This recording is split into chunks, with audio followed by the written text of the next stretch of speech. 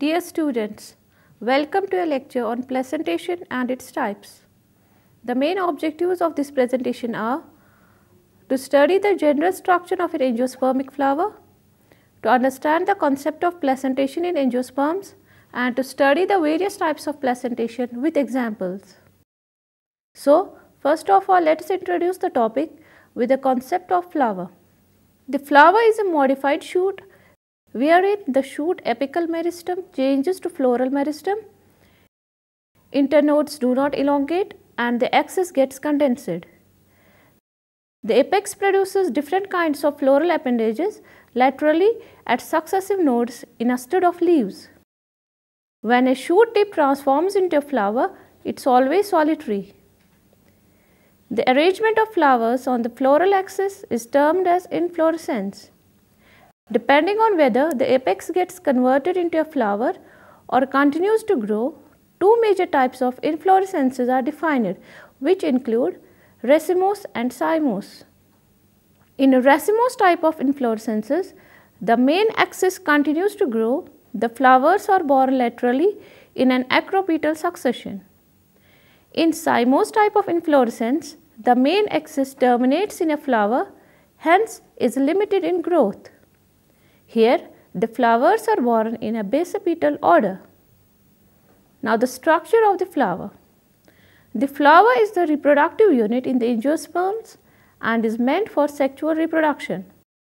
A typical flower has 4 different kinds of whorls arranged successively on the swollen end of the stalk or pedicel called thalamus or receptacle.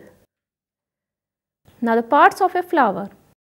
Each flower normally has 4 floral whorls, namely calyx, corolla, androecium and gynoecium. Calyx and corolla are accessory organs, while androecium and gynoecium are reproductive organs. First of all, calyx. The calyx is the outermost whorl of the flower and members are called sepals. Generally, sepals are green, leaf-like and protect the flower in bud stage. The calyx may be gamosepalous when sepals are united or polysepalous when they are free. Now, the corolla. Corolla is composed of petals. Petals are usually brightly colored to attract insects for pollination. Like calyx, corolla may also be gamopetalous, that is, when petals are united, or polypetalous when petals are free. The shape and color of corolla vary greatly in plants. Corolla may be tubular, bell-shaped, funnel-shaped or wheel-shaped. Now, the aestivation. The mode of arrangement of sepals or petals in floral bud with respect to other members of the same whorl is known as aestivation. The main types of aestivation are valvate, twisted, imbricate and waxillary. When sepals or petals are in a whorl and just touch one another at the margin without overlapping, as in calotropes, it is said to be valvate. If one margin of the appendage overlaps that of the next one and so on, as in China rose, lady's finger and cotton, it is called twisted. If the margins of sepals or petals overlap one another but not in any particular direction, as in cassia and gulmohar, the aestivation is called imbricate. In pea and bean flowers, there are 5 petals. The largest, named as standard, overlaps the 2 lateral petals called as wings, which in turn overlap 2 smallest interior petals named as keel, and this type of aestivation is known as waxillary or paplinaceous. Now, the structure of the androecium. Androecium is composed of stamens. Each stamen, which represents the male reproductive organ, consists of a stalk or a filament and an anther. Each anther is usually bilobed and each lobe has 2 chambers called as the pollen sacs, where pollen grains are produced. A sterile stamen is called staminode. Stamens of flower may be united with other members such as petals or among themselves.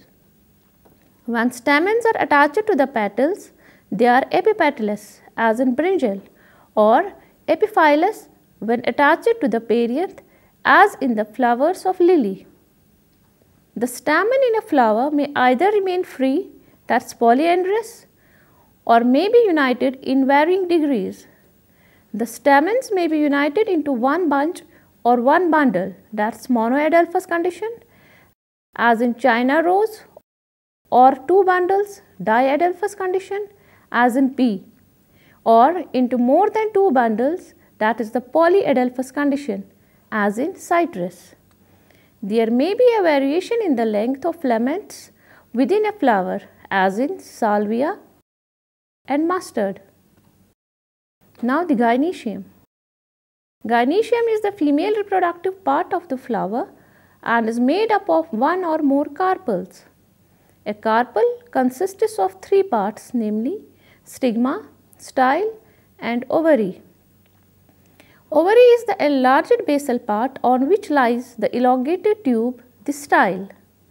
The style connects the ovary to the stigma. The stigma is usually at the tip of the style and is the receptive surface for pollen grains. When more than one carpel is present, they may be free, as in lotus and rose, and are called apocarpus. They are termed as syncarpus when carpels are fused, as in mustard and tomato. After fertilization, the ovules develop into seeds and the ovary matures into a fruit. In some flowers, like lily, the calyx and corolla are not distinct and are termed as perianth. When a flower has both androecium and gynoecium, it is bisexual. A flower having either only stamens or only carpels is unisexual. As per symmetry, the flower may be actinomorphic having radial symmetry or zygomorphic with bilateral symmetry. When a flower can be divided into two equal radial halves in any radial plane passing through the center, it is said to be actinomorphic. For example, mustard, datura, chili. When it can be divided into two similar halves only in one particular vertical plane, it is zygomorphic. For example, pea, gulmohar, bean.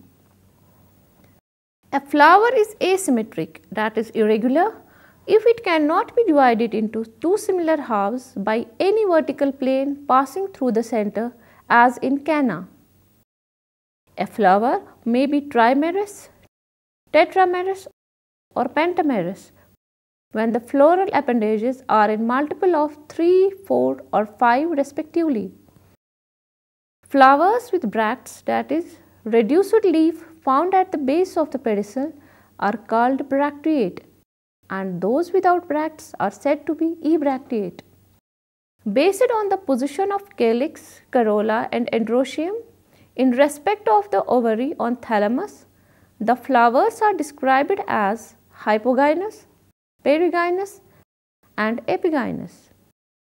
In the hypogynous flower, the gynoecium occupies the highest position while the other parts are situated below it. The ovary in such flowers is said to be superior, for example, mustard, China rose and brinjal. If gynoecium is situated in the center and other parts of the flower are located on the rim of the thalamus almost at the same level, it is called perigynous. The ovary here is said to be half inferior, for example, plum, rose, peach. In epigynous flowers, the margin of thalamus grows upwards, enclosing the ovary completely and getting fused with it. The other parts of flower arise above the ovary. Hence, the ovary is said to be inferior, as in flowers of guava and cucumber and the ray florets of sunflower. Now, the placentation. Each ovary bears one or more ovules attached to a flattened cushion-like placenta. Placenta, plural placentas or placentae in botany, is the surface of the carpel to which ovules are attached. The placenta is usually located in a region corresponding somewhat to the margins of a leaf, but is actually submarginal in position. In flowering plants, placentation occurs where the ovules are attached inside the ovary. The ovules inside a flower's ovary, which later become the seeds inside a fruit, are attached via funiculi, the plant equivalent of an umbilical cord. The part of the ovary where funiculus attaches is referred to as placenta. The arrangement of ovules within the ovary is known as placentation. In other words, the term placentation most commonly refers to the arrangement of placentas inside a flower or fruit. Plant placentation types include basal placentation, apical placentation, parietal placentation, axile placentation, free central placentation, and marginal placentation. First of all, basal placentation. When one or more ovules are attached to the bottom of the ovary, the placentation is basal. The ovary is unilocular and can be simple or compound. So, basal placentation occurs when there is only one to a few ovules, one locule, and the placenta is at the base of the ovary. Compositees offer a good example of basal placentation, as each disc or ray flower has one ovule mature in each ovary, and that ovule has basal placentation. This situation is also found in Portulaca or Talinum. Now the parietal placentation. In parietal placentation, the ovules develop on the inner wall of the ovary or on peripheral part. Ovary is compound, one-chambered, but it becomes two-chambered due to the formation of false septum, for example, mustard and argemone. There is one locule and as many placenta attached to the ovary wall as there are carpels. For example, in Euclid Bartinoides, there are numerous ovules attached to each placenta. Axile placentation. The ovary is sectioned by radial spokes with placentas in separate locules, and the ovary is compound. An example of axile placentation is the ovary of wild ginger. There are septa dividing the ovary into 6 locules. Hence, the gynoecium of this flower consists of 6 connate carpels. Ovules are attached to the central axis of the ovary. Other examples include China rose, lemon, and orange. Free central placentation. It is a placentation type in which the ovules are born on a free-standing central placenta within the ovary. The septum is absent in this type of placentation and ovary is compound. Examples are dianthus and primrose. In fruit of corn cockle, placentation can usually be deduced from the attachment of the seeds within the fruit. This is also an example of free central placentation. Now the marginal placentation.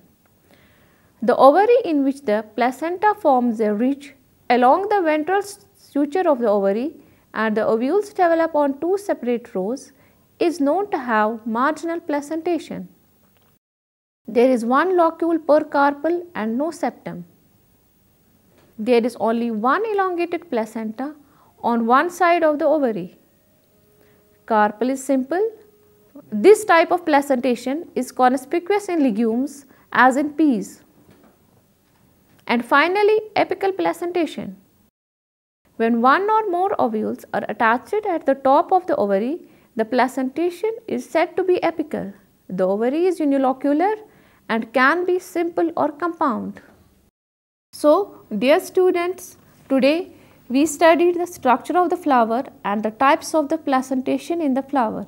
Just to revise, the flower consists of 4 parts: calyx, corolla, androecium and gynoecium.